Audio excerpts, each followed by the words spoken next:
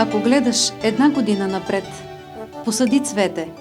Ако гледаш 10 години напред, посади дърво. Ако гледаш 100 години напред, образовай хора.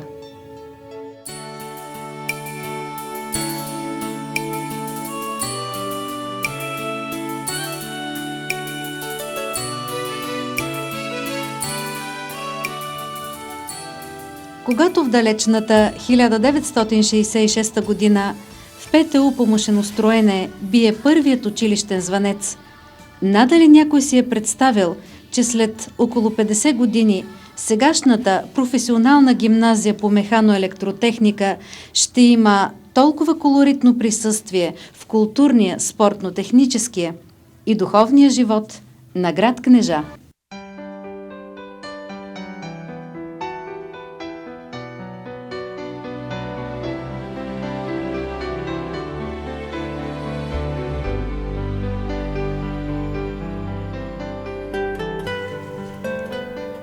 В празничното утро на 15 септември 1966 година със заповед 1966 на Министерството на машиностроенето официално открито ПТУ по машиностроене от 3 паралелки с директор Тодор Станчовски. По предложение на Катя Иванова, учител по български език и литература, е дадено и име на училището – Христо Смирненски. Грижите и проблемите на основателите са много, но колектива още от първите дни е ентусиазиран и работи с неприкрито желание да утвърди, да завоюва авторитет, който и до днес устоява в община Кнежа и региона. В годините училището прераства. През 1971 година в СПТУ по машиностроене. В 1984 година към базата се разкрива Общински междуучилищен център с единно ръководство. От 1999 година се преобразува в техникум по машиностроене, а от 2003 година в професионална гимназия по механо-електротехника Христо Смирненски, град Кнежа.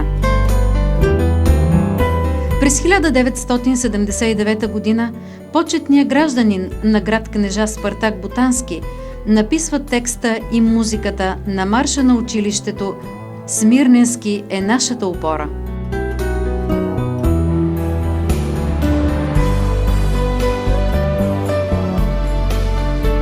В годините демократичните интереси налагат разширяване възможностите в професионална гимназия по механо-електротехника Кнежа, чрез осигуряване свободен достъп на обучение, квалификация и преквалификация в дневна, вечерна и самостоятелна форма на обучение, както и провеждане на курсове за освояване на нови професии.